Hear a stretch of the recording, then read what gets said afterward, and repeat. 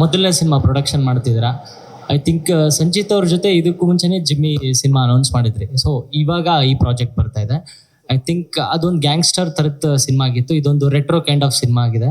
So ಅದನ್ನ stop ಮಾಡಿ ಅಥವಾ ಕಾರಣಾಂತರದಿಂದ ಆಗಲಿಲ್ಲ, ಬಟ್ ಇದನ್ನ ಓಕೆ ಮಾಡೋದಕ್ಕೆ ಏನಾದರೂ ಪರ್ಟಿಕ್ಯುಲರ್ ರೀಸನ್ ಇದೆಯಾ ಅಂತ?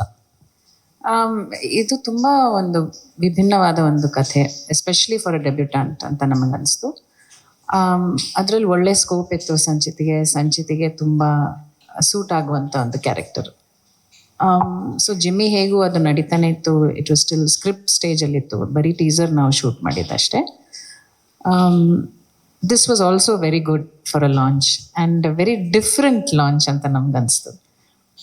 ಹಾಗಾಗಿ ನಾವು ಅದನ್ನ ಆಯ್ಕೆ ಮಾಡ್ಕೊಂಡ್ವಿ. ಅಂದರೆ ಜನರಲ್ ಆಗಿ ಒಂದು ದೊಡ್ಡ ಮನೆತನದಿಂದ ಬರ್ತಿರುವಂಥ ಹುಡುಗ ಅಂತ ಮಾರ್ಕೆಟಲ್ಲಿ ಮಾತಾಡ್ತಿರ್ತಾರೆ. ಸೊ ಅವ್ರನ್ನ ಲಾಂಚ್ ಮಾಡಬೇಕಾದ್ರೆ ತುಂಬ ದೊಡ್ಡ ನಿರ್ದೇಶಕರನ್ನ ಹುಡುಕ್ತಾ ಇರ್ತಾರೆ, ಬಟ್ ಇವರು ಕೂಡ ನ್ಯೂ ಕಮ್ಮರೇ.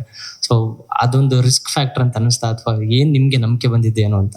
ಖಂಡಿತವಾಗ್ಲೂ ಇಲ್ಲ. ಎಲ್ಲ ದೊಡ್ಡ ನಿರ್ದೇಶಕರು ಒನ್ ಟೈಮಲ್ಲಿ ನ್ಯೂ ಕಮರ್ ಆಗೇ ಇದ್ರಲ್ಲ, ಅವರಲ್ಲಿ ಒಂದು ಕನ್ವಿಕ್ಷನ್ ಇರಬೇಕು. ಕಥೆ ಹೇಳ್ಬೇಕಾದ್ರೆ ಅವ್ರಿಗೆ ಅದ್ರ ಮೇಲೆ ಒಂದು ಕಾನ್ಫಿಡೆನ್ಸ್ ಇರಬೇಕು. ಅವ್ರು ನರೇಟ್ ಮಾಡೋ ರೀತಿ ನಮ್ಮ ಮನಸ್ಸಿಗೆ ಏನೋ ಒಂದು ತಟ್ಟಿರ್ಬೇಕಲ್ವ, ನಾವು ಅದನ್ನ ಆಯ್ಕೆ ಮಾಡಬೇಕು ಅಂದರೆ.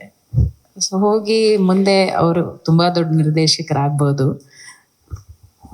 ನಮಗೆ ಭಾಳ ಖುಷಿ ಆಯಿತು, ಯಾಕಂದರೆ ಫಸ್ಟ್ಲಿ ನಮ್ಮ ಸಂಸ್ಥೆಯಿಂದ ಒಳ್ಳೆ ಹೊಸ ಟ್ಯಾಲೆಂಟ್ಸ್ ಹುಡುಕ್ತಾ ಇದ್ವಿ.